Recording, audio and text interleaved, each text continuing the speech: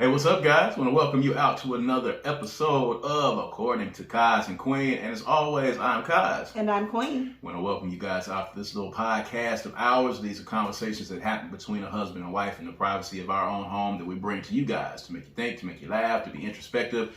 But of course, we want to open up the lines of communication between men and women. As always, you can follow us on all streaming services, wherever you hear your podcast, of course, and we are also on Black with No Chaser, so make sure that you download the Black with No Chaser radio app. All right, it's in the iStore, it's in the Google Play Store, the BWNC radio app. Make sure you check us out there, and of course, you can check us out on YouTube, of course, youtube.com/Brad Kamikaze Franklin. That's youtube.com/Brad Kamikaze Franklin. Make sure that you subscribe, like the page, hit the bell so you can get those notifications. And if you're watching us, you know what happens when I put my finger right there.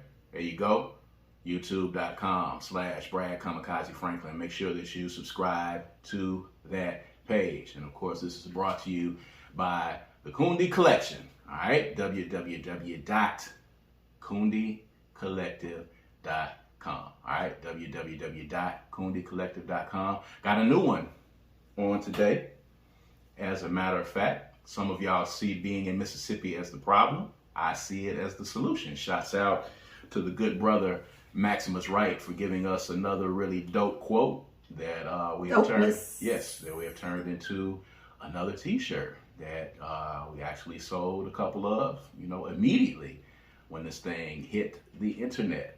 So shouts out to all my Mississippi folks who are here in the state being the solution. All right, you see being in Mississippi as the problem. We see being in Mississippi as the solution. We'll talk about that in just 1 second. But of course, I know you guys may have been looking for a new episode on last week. Well, Tuesday was the not Juneteenth day.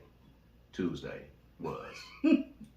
What? We were celebrating not Juneteenth on last Tuesday, so we were taking a break. We got a chance to get out, and we got a chance to get a little respite, got a chance to get a little vacation and go out and enjoy some off time.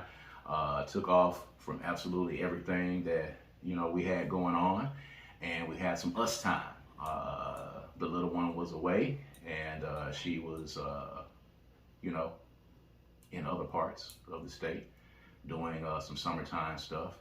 And we had a chance to get away. So there was no show last week. If you were looking for it, if you were checking for it on YouTube, if you were on Spotify checking for it, there was no new show. All right, because we didn't do one, because we were taking a break. We are getting close to the end of season 2, and we'll be getting there real soon. And of course, you'll know that because we'll let you know when we're getting close to the season finale. But we've been putting in the work, putting these episodes together, man. So we're back.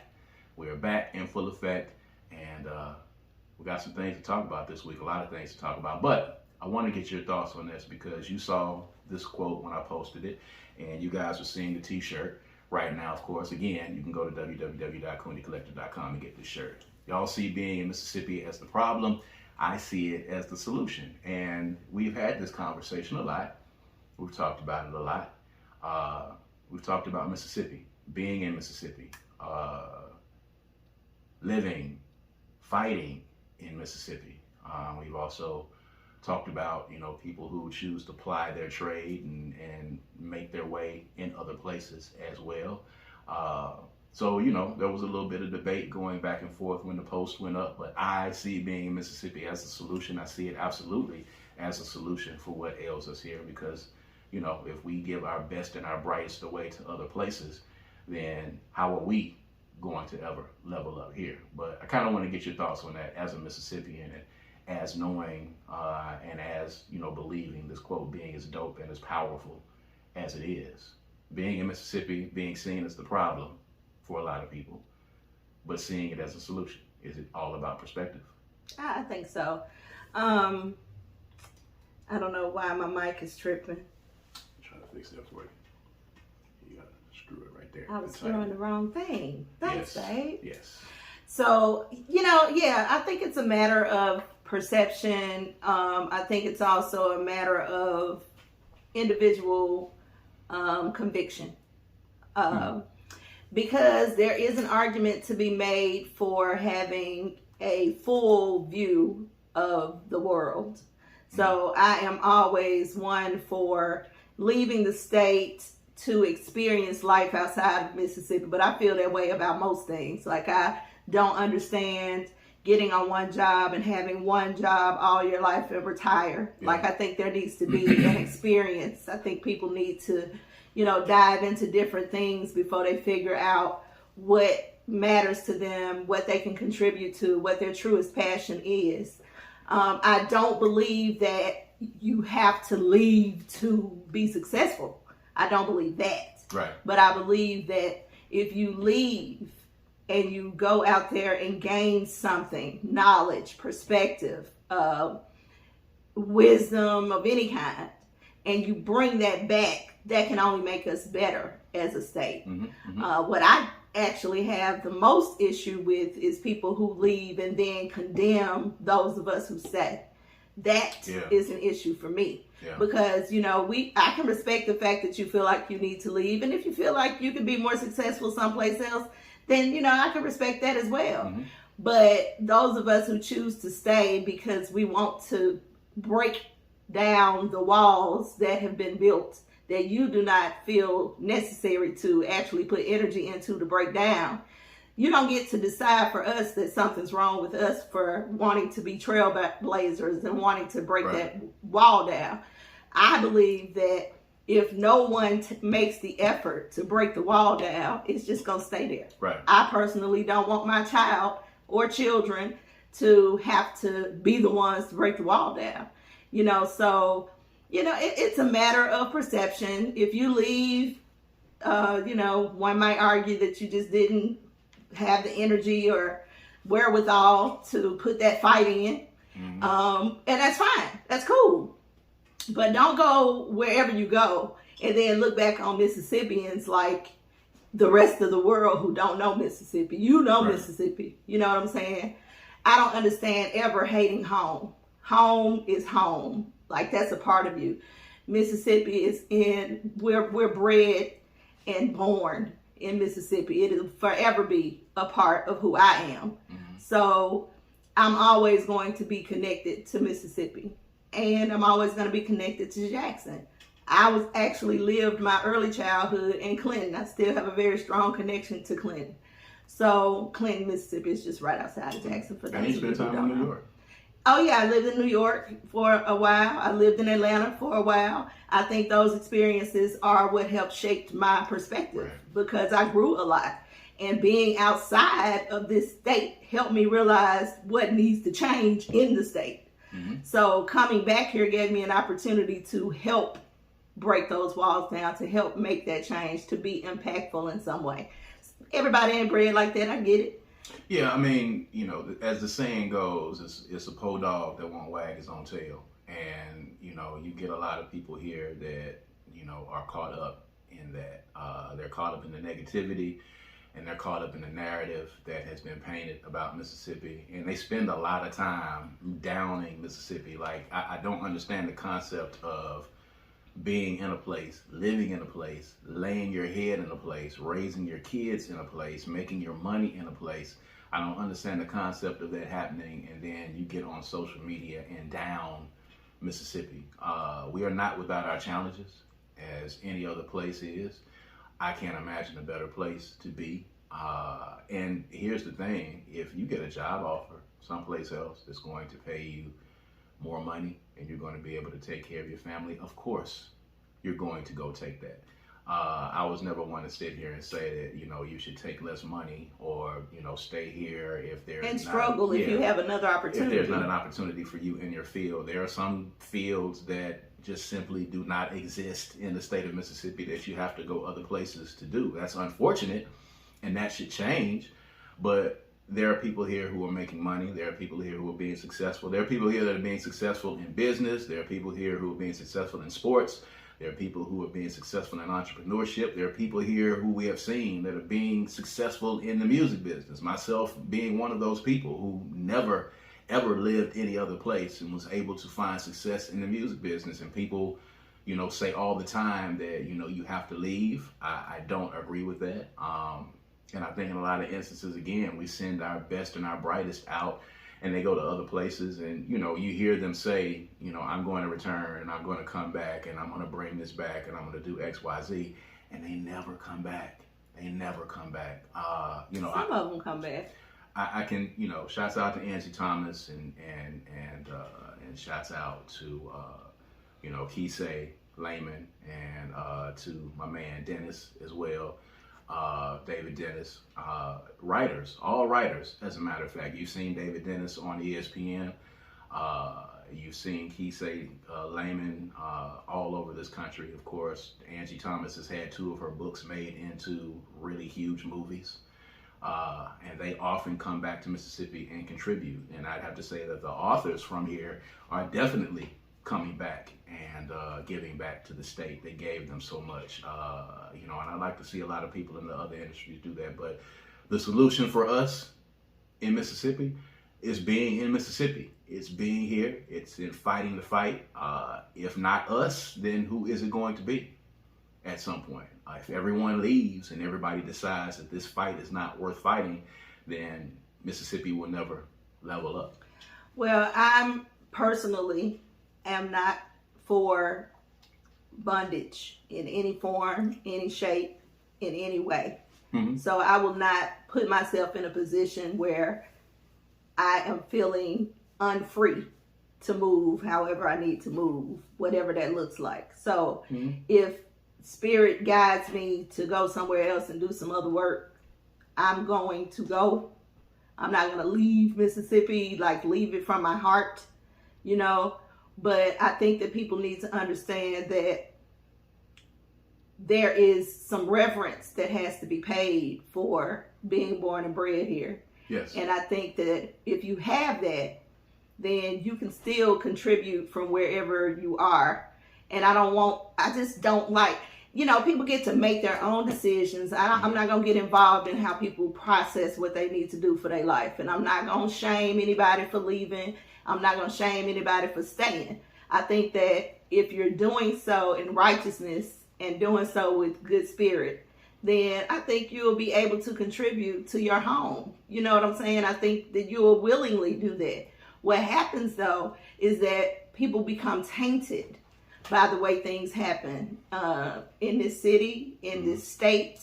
I am one of them. I've had many, many bouts with frustration and irritation and giving up and should I go on, and people tired of hearing from me, they tired of seeing me, they don't come to my stuff, I'm trying so hard, I'm broke and I'm doing this and what I'm saying. A lot of that comes from watching other people succeed, and that is the issue. It's not Mississippi, it's watching other people and measuring yourself by their success, which never goes well. It's only killing your passion.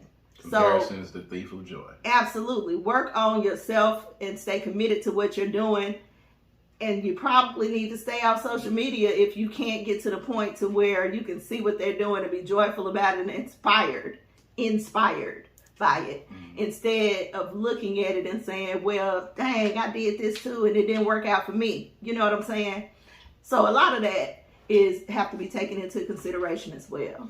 It gets frustrating. Incidentally, I was having a conversation with the little one. I think he kind of walked in on it. And my goodness, she is so bright and she is so smart. We were having a conversation about paying taxes. And why do we pay taxes? And how do you pay your bills? She just started asking me about how do you go about paying your bills and when does that happen and at what point do you start doing that? And we were having that conversation. Wow. Yeah. So I was kind of explaining to her how that happens. And then she was talking about, why are things so much better in other countries? She was talking about other places you don't have to pay for health care. Other places, the cost of living. These are things that she obviously has read about. And I was just blown away at, the maturity of the conversation that she was having. Yeah. And ultimately she asked, why were we born here then? Why are we here? Why are we here in this country if this country costs so much. If this country does this and this country does that, and you have to pay all of this stuff, and you still have to pay for healthcare and all this stuff, why are we here? And, you know, outside of the fact that, you know, well, your grandparents on my side and your mom's side, they were here and we were born here. And that's why we're here in this country. If the spirit or if fate moves us to relocate to another country at some point, then maybe that will happen. Yes, things are better in a lot of cases in other countries, but there are a lot of instances where things are better in this country. And you'll kind of learn those things as you get older and you start paying bills and you start having some responsibility. So I believe that's when you kind of walked in on the conversation. But, you know, it was just crazy thinking about that, because I've had the conversation with her before about Mississippi. And with younger people now being exposed to the world through social media, a lot of them are asking the question of, why am I here? Why am I in Mississippi? Why would I stay in Mississippi when they're exposed to a lot of other stuff? So, you know, having that conversation with your 13-year-old and already looking forward, you know, to, you know, what's going to happen with me and why are things like they are, you know, it's tough as a parent. It's crazy, you know, to have that conversation, you know. Wow, that's amazing, you know. But I will say this, though. Don't expect that just because you leave Mississippi, there won't be trials and tribulations and struggle and hardship. Yes. Because that's everywhere, especially if your skin is melanated. Yes. That's just everywhere. So it's not like euphoria is outside once you get outside of Mississippi. Mm-hmm. You still have to work hard, twice as hard, 3 times as hard. You still gonna have struggles. They may not be the same struggles you have here, but right. It doesn't just evaporate because you leave Mississippi soil. Yeah. So most of the work is gonna have to be within yourself. And if you do that work and you have work ethic and you strive and you're built to last, you will be able to succeed no matter where you are. And contrary to what people believe, the support that you need may not look like it's coming from here, because I know a lot of people who have left here and all of a sudden Mississippi is Mississippi, and while they were here they couldn't get no support. So, but there is support, you just don't see it or feel it the way you need to, because the work that you need to do is not being done on yourself. And it's not going to come as fast as you want it to come, too. It's not. Nothing is overnight. People are always looking for the easy, quick way to do things. Well, social media has made that the case now, because people can go viral so fast. Now, if, you know, people are putting out content, and if their content is not going viral immediately, they feel instantly like they don't have support, you know. Or, you know, for those people who have been doing something continuously for years and they haven't got to the point where they want to get to, of course, they want to blame Mississippi. Mississippi gets blamed for the failures of every athlete, of every rapper, of every business person. Mississippi is always the reason for the failure. And they think that leaving here is going to fix that. Well, going to Atlanta and going to Houston and going to Dallas or moving to LA or moving to New York is not going to solve your problems. It does not magically go away because you leave. You still got to work. And there are people here who are proving every day that if you stay and work, you can be the solution. So y'all may see being in Mississippi as the problem, but I see it as the solution, and I hope that a lot of you out there as well see it as the solution. So with that being said, you know what we got to talk about, because we've been gone, but you know, while we were gone, Essence Fest happened and a lot of different things happened, and man, the social media cycle, Black Twitter and all points in between, we got to talk about this KeKe Palmer situation and her baby daddy, her light-skinned baby daddy. For those of you that might have been under a rock, of course, you know, KeKe Palmer was out on a girls' trip and went to see Usher in Vegas and had on you know, a very revealing dress, I could say. Usher was singing to her. It wasn't very revealing. It wasn't very revealing at all. It was revealing. It was revealing, and could have been more revealing. I think it was docile compared to some other outfits that you have seen. Probably some outfits that you might have seen at Essence or even in Vegas on that same night. But Usher was singing to her. One celebrity singing to another. It was completely innocent and playful as far as I looked at it. And lo and behold, KeKe's baby daddy got on social media later and, made a couple of comments about, her dancing with Usher and the dress and her being a mom and, this, that, and the other. And he was summarily attacked to the point where he deleted his Instagram and Twitter but accounts. Not quick enough. Not quick enough. And the Twitter and Facebook and Instagram private investigators got on, went back and saw tweets where he, talked about being insecure. They saw tweets where he was being transphobic and homophobic.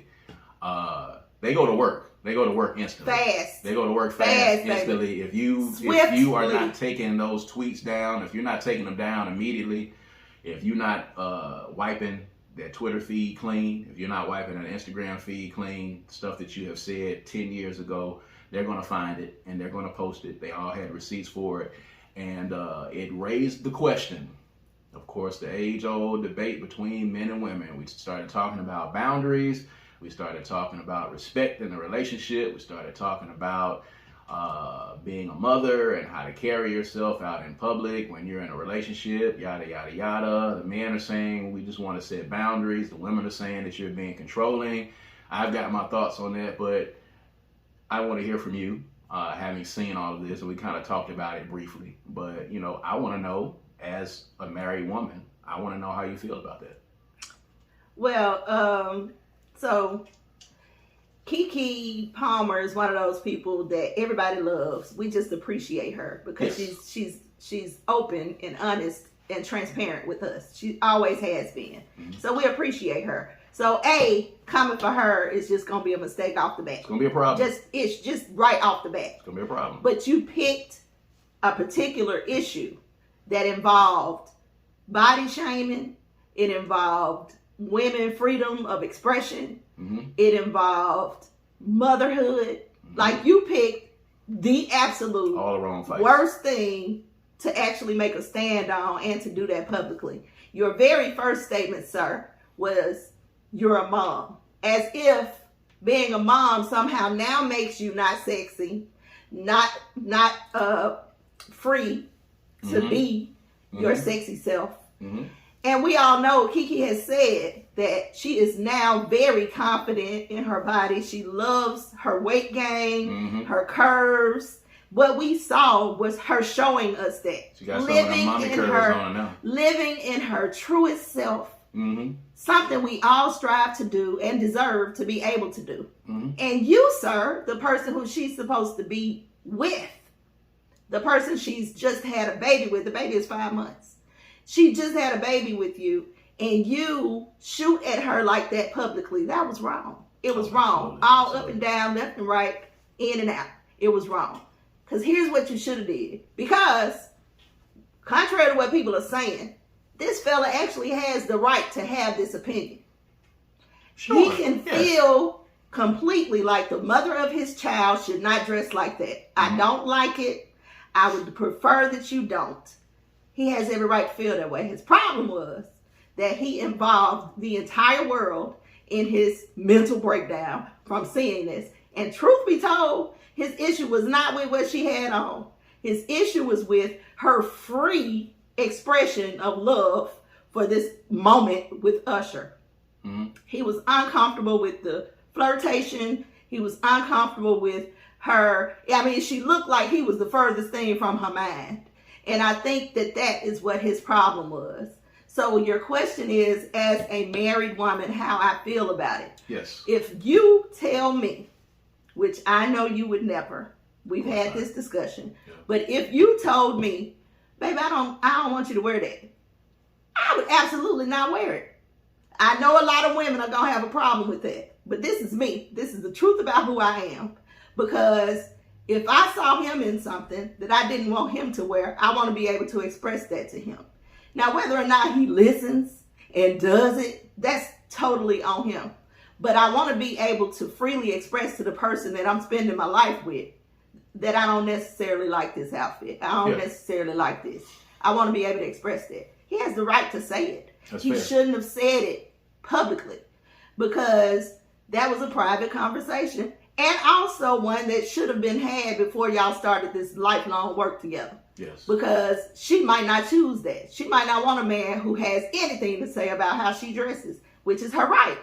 But you can't get on Instagram or Twitter somewhere and address this with her publicly. That was just not well thought out. It just wasn't thoughtful. No. It was a light-skinned move. I assume that they are not together anymore because neither one of them follow each other anymore. They unfollowed each other, yes. And this morning, I posted KeKe, being the petty goddess that she is, singing Let It Burn on her page. Yeah.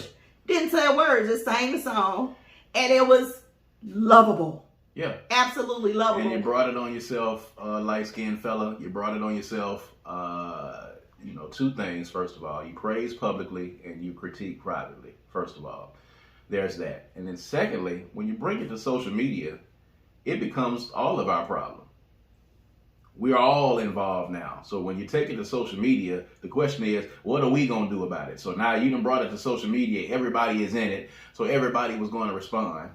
You should have just kept that to yourself, and that should have been a private conversation. I'm not going to get into the discussions about who's the breadwinner in the house and who makes the most money. That's insignificant, really, in this particular instance. I will agree with you on the fact that he was fair in having a problem with it. You can have a problem with it when you're in a relationship. The problem was speaking about it publicly. The way he said it. If you are insecure, which, those tweets were found. If you are insecure and you know this is something that you have been struggling with, A, get therapy and heal, and B, you should have had a conversation with her before she left, or had that conversation privately, and maybe that would have been fixed. Or maybe altogether, KeKe Palmer might not be the person that you need to be with. Y'all might just need to co-parent. Listen, if you can't handle this dress, baby, that's the beginning. She's a celebrity. She's just starting. She just got these curves. She just got this cushion on her tail. Mm-hmm. She just got it. She new to it. Man, this is finna be like this summer. KeKe might be naked all summer. Yep. So if you can't take that dress, which was, it was docile. Her whole tail was out, but people wear that bikinis. You know what I'm saying? So it looked like she had something over a bikini. Yes, Or that's exactly what it looked like. Yeah. Actually, that's what it looked like. So, bringing it to the mom thing, actually he projected his insecurity onto her. It was. That's all he did. He projected his insecurity onto her. It was light-skinnedness all over that. Light-skinned fellas, you took an L with this one. All you had to do, my friend, was sit at home. And like I said on social media a couple of days ago, you should have let the preheat take place. You should have let her get that preheat on. You should have let Usher get it nice and warm, and she'd have came home and she'd have put it on you, and y'all could have made you another baby. You'd have been like Kevin Federline. You'd have been in there with two of them babies in place, and you would have solidified your spot with KeKe for the rest of your life. All you had to do was just sit back and chill. It's Usher. Man, it's Vegas. He was singing, "There Goes My Baby." There it is. What's she supposed to do? Yeah. He was singing right there in front of her to her. What's she supposed to do? And let me say this. All of you ladies who are like, I'm going to respect my man, and what are you going to do?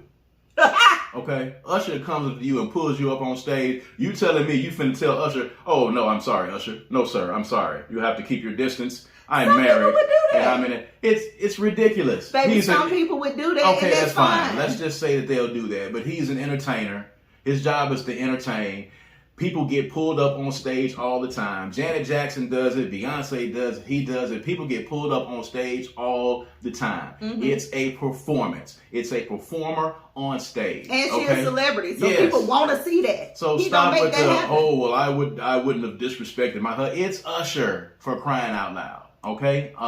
If I'm in the crowd and Usher grabs my wife's hand and pulls her up on stage, if she, even for an inkling, acted like she was not finna go up there on stage and let me get pictures of her up on stage with Usher, I would be sitting out in the crowd like, baby, what the hell you doing? Would you really?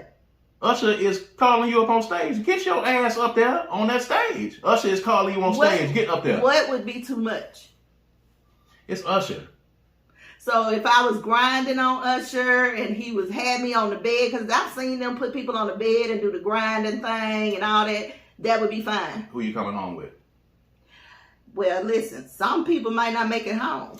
Well, I mean, if he take her in front of your face, in front of the crowd, then that's a whole nother issue altogether. That thing was doomed from the start, if that's the case. So you had bigger problems to begin with. Yeah, way bigger problems than that. But for the most part, you grind on my wife, you're going to preheat that oven, and we going back to the hotel, and it's going to go down. That's what it is. You're going home with me. And as long as I know that you're going home with me, the rest of it is entertainment. Usher has to do what he has to do. He's not saying, okay, who are the single ladies in the crowd? Let me go particularly and specifically to y'all. And bring out. I mean, well, he was looking for a particular type of single woman. A kid. But he was looking. He was looking. Yeah. That was the point. He was looking. Usher was performing. Yeah. I mean, well, we can go all the way to R. Kelly coming to Mississippi and having that court case because he was sleeping with somebody's wife. So he wasn't particularly looking for single women. He was looking for women. He was just looking. Yeah. And for sure. Young women. Very young women. I mean, he's young girls. He's a pedophile. Yeah. But we're not going to go down that road. Pedophile. He is. Convicted. Definitely is. Will be in prison forever because he likes young girls and never got help. He's a criminal. So I was in the store, put a pin in that. I was in the store. And one of my favorite Family Dollar cashiers, there was a guy, a dark-skinned guy with a beard and gray sweatpants, ladies, by the way, in the line in front of me. When he walked away, she said, "Oh my God, he smells so good." I said, "Girl, he was cute too." And she said, I said, "You don't think he was cute?" She said, he was too dark for me. I like light-skinned guys. Mm-hmm. And I said, "What?" Like, I cannot remember the last time I heard that kind of statement, right? Yeah. And I said, "What?" She said, "Yeah." She said, "Dark-skinned guys are crazy." I said, "Really?" She said, "Yes, dark-skinned guys have always been really crazy. Like, I've had guys drive by my house and, try to follow me and stalk me, and they've all been dark-skinned. I've never had that happen with light-skinned." So, first of all, sorry about the colorism thing. Y'all know what this is. But second of all, it is amazing to me the perspective of people's experiences and how they change. You know what I'm saying? Yeah. Because I've had a lot of foolishness. My foolishness came from light-skinned guys, not from dark-skinned guys. I would put money on the dark-skinned guys not necessarily being as foolish. It's all about perspective. And experience. Yeah. Ain't that something? It is something. I will say again, as I said at the top of the show, 90% of the time, instances like those that have happened with KeKe's baby daddy, they will be light-skinned because the light-skinned guys are constantly in their feelings. And why is that? Because they light-skinned. It's that way because they don't have the pressures of being threatening. I don't know what it is. I think maybe somebody should do a study on it. It's a little bit of entitlement because life is... I don't know. Incidentally, do you know that your boy Jonah Hill was getting raked over the coals for the same thing? His ex released texts that he was sending her, and he was basically telling her the same thing. Some surf culture or something that she's in, he didn't like her being a part of it. He didn't like her being chummy with black? Dudes. I don't know if she's black or not. I don't know. Is she black? I don't know. We had to go back and look. But I saw it because somebody had a tweet about Jonah Hill and KeKe's baby daddy and said both of them were being controlling or trying to control the women. And then I went back and did some research and I saw the text that he was sending her. Basically, he was saying, this is what I want from a woman that I'm dating. These are the boundaries that I'm setting. And he said at the end of it, if you can't follow that and you want to do your thing, then I'm not the guy for you. Which, again, is fair. I don't think that that's controlling. I think, fair. I think he's setting boundaries. He's protecting himself. I think at the end of the day, this was a private conversation. He didn't go to Twitter with it, but she took it to Twitter and has made it into a thing. But I think it was fair that, you know, you are absolutely, positively able to set boundaries. Absolutely. Everyone you have is able to. It's self-care. set boundaries. So if you are a guy and your woman wearing revealing clothes and your woman going out and, you know, going to Vegas and dancing on stage with Usher or dancing on stage with Jay-Z or whoever it might be, if that is a problem for you, you need to state that in the beginning. I said something on Facebook the other day that, you know, men are not as secure as they like to come off as, and also they're not as honest as they should be. And if you are a guy and you are insecure and that's something that bothers you, these are conversations that you need to have with your significant other or your wife. That, you know, men are scared to have these conversations, and then these instances come up, and then you've invested time in these relationships, and now there's a conflict. If you're a guy that has a problem with that and you want your woman to dress a certain way and you want her to act a certain way, these are conversations that you need to have ahead of time so those boundaries can be set. If you don't want to be with someone who wants to wear what they want to wear when they go out and they want to dance on stage with Usher, you should say that in the beginning of the relationship, and then you can decide at that point if that's the person that you want to be with. True, but also it might help to figure out why that's a problem for you.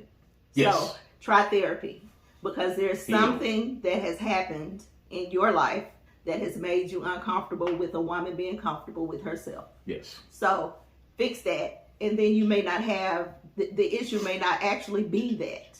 The issue is probably not that.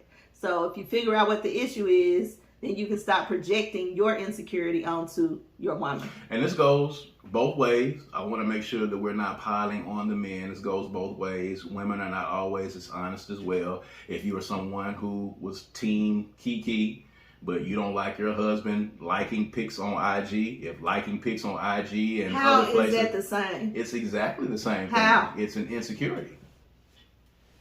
I mean, okay. The reason why he had a problem with KeKe, I still think a little bit of it was the dress, but of course we all know that it was Usher Raymond. So, you know, if you were afraid that Usher Raymond was going to smash your baby mama, that's a fair fear to have. There's a lot of dudes that have that very same fear of Usher Raymond, or anybody for that matter. But he had a fear that you dancing up on Usher Raymond is going to cause me to lose you. I think that's the same instance when you have women who do the same thing with the picture liking, or JT throwing the phone in Lil Uzi's face at the BET Awards because he took a picture with Ice Spice. The same thing. It's insecurity there. Would you not agree? I think an argument can be made for that being an insecurity, sure. Yes. But also, just like the dude has the right to do it, he just shouldn't do it on social media. Maybe that should be applied to the liking of the picture. Yes.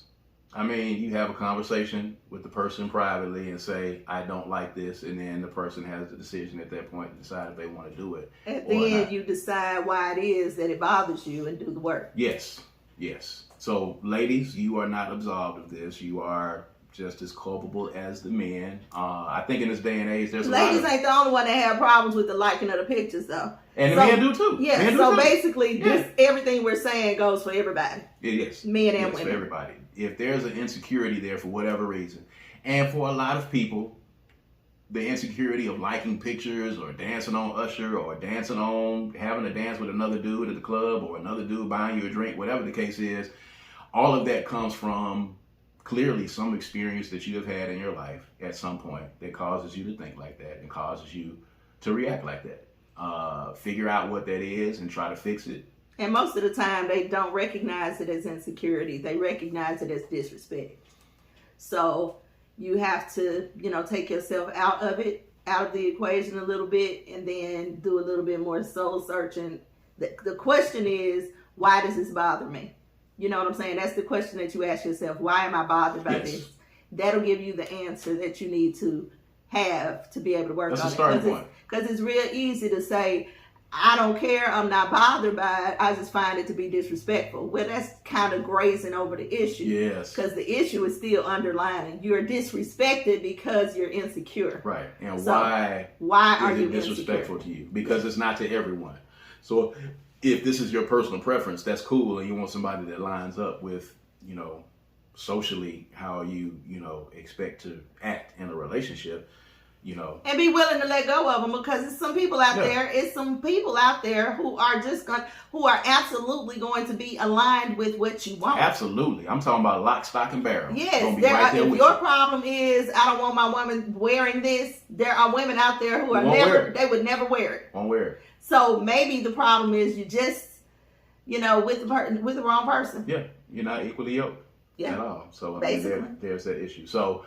Real quick, before we get out of here, I want to talk about... Or you need to do some work. They may not necessarily be the wrong person. You just need to communicate. And the work is hard. So absolutely. I think there's a lot of people, especially the younger people that I see on social media doing this. It's hard. You got to actually do the work, because you have to admit that I have an insecurity here, and I want to talk about it, and I want to fix it. Oh, child. Admitting that you have an insecurity is really hard. Because saying, everybody's like, it's disrespectful. It's disrespectful. Okay, I get it. You feel it's disrespectful, but that disrespect that you feel comes from a place. Why do you feel like that? Why do you feel if your boyfriend or girlfriend likes a picture of someone painting their house, and they like the picture, and they're of the opposite sex, and you have a problem with that, then... why do you feel like that? There has to be a reason for that. I'll give you a perfect example, and I'm going to be transparent and vulnerable in this moment. Okay. We have had the liking of the picture issue. You have liked pictures of people that we know that maybe had on bikinis or something like that, and I hit the ceiling. And the reason why I hit the ceiling is because I had body issues. I was not comfortable wearing a bikini. So what I saw in my head was, this is what he wants, and I am not able to give this to him.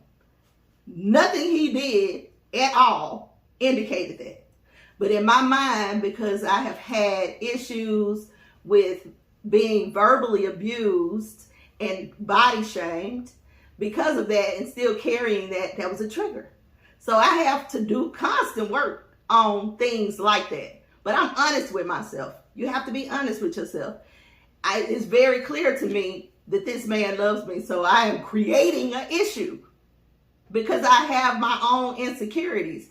Insecurities that he's done nothing, by the way, to contribute to. All of these insecurities are baggage that I am bringing into our relationship. And this was a while ago, long time ago. Mm-hmm. But these are insecurities that I brought into relationship from a previous relationship where I was abused. So I had to do the work to recognize that A, I'm projecting. B, this is my issue. C, I'm insecure about my body. So what do? Because I can't keep putting this off on him. I can't keep putting him in this situation where he has to fix something about him that's not wrong. You know what I'm saying? And that's a hard thing to do. It's very hard. It's hard on him to hear and have to, figure out how to manage. And it's hard on me to admit, because I don't want to be the person that got a problem with you liking a picture. And it ain't got nothing to do with the picture. It's all about me. It's all about me facing the fact that, dang, I'm not finna take no picture with me having no bikini on, but he want to see somebody in a bikini. So don't do that no more. That's weird and unfair. Wow. We did have that conversation. And y'all know that we are very transparent with y'all. So we did have that conversation. That's how it went. That's how the process went. But it took a minute to get to that point because there had to be a revelation there, and then there had to be the work that had to be done to get through it. Oh yeah, and I'm stubborn too. We are not unlike anybody else. That was an issue. I've talked about, my sense of security, and I've talked about, the preheat and, the Jay-Z concert we went to, that whole thing. I won't get into that whole story now. You can go check it out on my Facebook page if you want to, but my level of security was different than yours. And we had to figure out how to make sure that we got on the same page about things, and that was part of it. And as a man, I appreciate that work, because a lot of in that instance, I was kind of like, what can I do? Because this was being put on me, and I was like, hey, this is what's happening, and it's not this, and this. But there were other issues that were there. So what we're saying to you is, if you've got someone who has an issue with you liking other females' pictures or other males' pictures, or they got a problem with you wearing certain things out of the house, that may be disrespectful to them, but it comes from a place, and you should have a conversation of figuring out, why is this a trigger for me? Why is this a problem? A lot of times it's, I have been cheated on. A lot of times it's, I have been in an abusive relationship. A lot of times it's been, I had this experience. Lack of confidence. Yes, a lack of confidence that's there. And that's exactly what KeKe's baby daddy had, was a lack of confidence and some insecurities, and he did not have that conversation ahead of time, because I guarantee you, had he had it, I don't think any of that would have happened. But you didn't. And here we are now, and y'all may never ever be together as a couple. Y'all may be co-parenting from here on out. But again, it might be a good thing, because maybe y'all were not supposed to be together. So there's that. But at any rate, so India Arie, after the Essence Fest, she came out and made some comments about Megan Thee Stallion. She made some comments about Janelle Monae, the ladies being risque, the ladies twerking, the ladies showing their breasts. What are we doing? What's happening here? Pretty much the old auntie shaking my fist, you kids get off my yard type thing. Is that what it was? Kind of deal. I did not expect that from India Arie. Mm-hmm. Did not expect it. But it's happening. So, we watched, I don't think we didn't see Megan's full performance. We missed Janelle Monae. She's got her titties out pretty much every day now. So, if you missed it at that particular Janelle, point, the titty Monae. Yeah, she's pulling them titties out every chance that she can get. And I'm cool with it. I think, there's not anybody that really, well, there's actually some dudes who for some reason have a problem with it. I don't understand for the life of me what issue you have with titties and seeing them. I'm glad she's showing her titties. Are you glad? I mean, Why are you glad? Who doesn't like to see titties? Who has a problem with a woman showing her titties? Who has a problem with it is what I want to know, okay? Let's talk about it at a later time, but if you're watching this video, if you got a problem with women showing their titties, leave a comment. Let's talk about it. Let's find out what's wrong with you from that point. But let's just talk about the issue of the twerking and the titties and India Arie. So you saw it. You saw the comment. Are things getting out of hand at the Essence Fest? Now, has the Essence Fest become too, whatever you want to call it? Is it straying away from what it was supposed to be? What was it supposed to be? It's supposed to be about women's empowerment. That's how it started out being. It started out as women's empowerment, and then it was a bunch of R&B and neo-soul artists, and now they've been having a lot of hip-hop, and they've got a lot of different things, probably evolving and keeping up with the times. But, I've seen a lot of people like, oh, I'm not going back to Essence Fest anymore. It's changed. It's different now. And, of course, anytime that hip-hop is involved and gets in and things change and evolve with a particular event and younger people start coming, inevitably it's going to be some old fogey who's going to be like, oh, like Essence anymore. I'm not going no more. It's changed. They done changed. I don't know if I would say old fogies. If so, I'm probably an old fogey. Because, you go for a certain thing. Once that element is gone, then it's changed. Which was what? The R&B, nice groove type thing. You got a lot of that, though. I mean, maybe they don't think so. I don't know. I mean, too much of anything is too much. I mean, you went from R&B, neo-soul, and maybe having a hip-hop artist sprinkled in here and there, to now is kind of, and it still wasn't dominated by hip-hop. This was the 50th anniversary of hip-hop, so there was probably more rap than it ever been at the Essence Fest, but I don't think it's going to be like that all the time. Mm-hmm. JD's set went a little long. It didn't have to be that long. Didn't get a chance to see Ice Cube's set yet. We're going to try to find that and check that out. But from what we saw, things were nice. I just feel like people have every right to have their own opinions about whatever it is that's going on. People deserve the right to have their opinions. Mm-hmm. I'm not necessarily surprised by India's opinion on this. It's within the line of what India stands for and the type of artist she is. It falls into that line. The issue that gets a little gray for me is how she defines empowerment. Mm-hmm. But again, that is completely up to her. I am for sure an India Arie fan. Yes, I absolutely love her. I think I dig her light. I think she is a genuine, truthful person who offers us the real, true experience of her selfness. And I enjoy her. And I respect her opinion.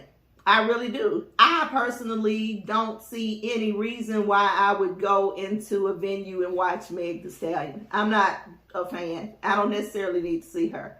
So I'm more in line with that. However, I'm not going to take away from those who find empowerment in what Megan offers. Mm-hmm. It's just not what I find to be empowering. Mm-hmm. You know what I'm saying? And not necessarily don't find it. It's just not what speaks to me to make me feel empowered. Mm-hmm. But I do recognize, have seen, have counseled women who are empowered by Meg and Cardi B and mm-hmm. you know, those people. And every now and then a song come on. She got a song called Anxiety that is on my playlist. I listen to it every day during workout. So okay. I really do. Yeah, I dig some of the stuff. I don't download all her album or anything like that, but I dig some of the stuff. And I also, you know, you just got to respect people's differences. You know, everybody got a right. The problem is we have this platform where people get on there and say whatever they think, whenever they want to say it. We used to didn't have that. So now that we have that, we have the ability to see inside people that we never heard of. Never had before. So now you have to make a judgment on who they are based on what they said. And that's kind of unfair. You know what I'm saying? But it is the truth. It is the truth of who they are. But it's just, you say something and it's out there for the world to see and judge and make their own opinions about. And, you know, so I don't know. I feel like India she has every right to her opinion. She doesn't speak for everyone. So if she's not speaking for you, why are you mad? Because she is speaking for some people. I think maybe she needed to have, qualified that, when she made the statement. We're in a day and age now where people speak of things in absolutes. If you did not like Meg Thee Stallion being there, and if you did not like Janelle Monae showing her titties, there were 20 or 30 other acts that you could have went to see. And you didn't have to say nothing. And you didn't have to even deal with it. If you go into a festival like that, you go in the grocery store every day. In the grocery store, there are items in the grocery store that you do not eat and you do not like. Mm-hmm. There are items in the grocery store that you hate and you would never ever make for yourself, never ever purchase, never ever buy. You don't fuck with them at all. Mm-hmm. You know what you do when you go in the grocery store and you go down that aisle and you see that stuff, you pass right by it and you go to the aisle that has the items that you want and you get them and you go and purchase them. And when you go to the cashier doesn't say, hey, I see you purchased this. Why don't you take this? No, they don't do that at all. Or if you got something in your cart that the cashier doesn't like, she doesn't say, hey, I don't like this. I'm not finna check this out. She checks out what you want. You go to the grocery store, you get what you want, and you leave out of the damn grocery store. When you go to Essence Fest, go see what the hell you want to see. And the other stuff you don't want to see, don't go see it. That is. When you see Meg Thee Stallion twerking online, or Cardi B, or Sukihana, or Sexy Red, or whoever it is that y'all are mad at this week, when you see them on your timeline, keep scrolling. Mm-hmm. That's all you got to do. Exactly. And what you can do on top of that is if you have something that you like that you think needs to be promoted as much as they are promoting it, then what you need to do is promote it. I don't think people understand this, and this is a public relations thing. So I'm going to give y'all a little game right now. Whenever you tweet or share or post about something that you don't like, you are giving them free publicity. Absolutely. Every time that you do it. I saw so many people last week talking about Sukiana and Sexy Red, and she got this song, and she dancing at the BET Awards, and what does this world come to? And Meg Thee Stallion is twerking on stage at Essence Fest, and Janelle Monae showing her titty, all of that. Every time y'all said that, y'all got added to the search engine, so that when somebody went in to look at that, that came up. And then the stuff you do like, that gets you're not pushed down sharing the algorithm. Nobody sees it. Nobody sees it. It gets pushed down the algorithm. So I have learned that if it's something that I don't like, I don't talk about it. I don't mention it. Absolutely. I don't say anything about it. I don't post about it. I don't promote it, because I want it to go away. And if you want it to go away, then you stop talking about it. This world revolves around the algorithm. It evolves around capitalism. It evolves around numbers and what's hot. And when you talk about stuff that you don't like, you are adding to the algorithm, and you are adding to the numbers, and you're just making it more visible. When you talk about, I hate Sexy Red and Sukiana, they coming out here and making women look like this, and they doing this, this, and this, and everybody that said, I hated Meg Thee Stallion's performance, and I hated Janelle Monae showing her titty, every time you said that, 20 people went online and Googled Meg Thee Stallion at Essence, and they Googled Janelle Monae showing her titty at Essence, and they got more views on top of it. So every time you talk about it, it makes people go look. So if you don't like it, don't talk about it. If you don't like it, scroll past it. If you don't like it, don't promote it. And it may just go away. If everybody did that collectively, it would be much easier. If y'all are mad because Meg is performing at Essence Fest, guess what? The next time she comes on stage at Essence Fest, if nobody shows up and if nobody talks about the performance, guess what's going to happen? They're not going to book her again. They're not going to ask her back. It's just that simple. That's the way that it works. If you want, Ludacris said the same thing about the Fast and Furious movies. They asked him, when are y'all going to stop making these movies? And Ludacris said, why in the hell would we stop making them? Why would we do that? They still want we're making billions of dollars making these movies. Why would we stop making Fast and Furious movies? They're trying to figure out how to make more. You know what would happen? If y'all didn't go see the damn movies, they wouldn't make them. The Fast and Furious movie just came out, and it was #1 at the box office again. It just doesn't make any good sense. It doesn't make any sense. If you don't like the movies so much, then who's going to see them? That's right. Who's going to see them? So, you know, so if you don't like the twerking, if you don't like the titties being shown, that's fine. But every time that you talk about it, there it is. So, you know, just do less talking and do less sharing, and you'll see less of the things that you don't want. But ultimately, at the end of the day, if you don't like it, just scroll. It's very easy. Or just get off social media. Resist the urge to be seen and heard. Yeah, everybody wants their opinion to be heard. Yeah. That's the thing. But at any rate, man, we're going to get on out of here. You know, we're back in full effect. The holiday, the not Juneteenth holiday, has passed. We're getting into the hottest part of the summer. And, My God. Yeah, and we're heating up. Almost at the end of season 2 for According to Kaz Queen. But, you know, of course, y'all can continue to support. Please make sure that you're following us on all social media platforms. We're on Instagram, we're on Twitter, we're on Facebook. Make sure you do that, and make sure you go to YouTube as well. All right, make sure you check all of that out. But anyway, for According to Kaz Queen, I am Kaz. And I'm Queen. We're going to see you guys next time. All right, peace and power. Peace.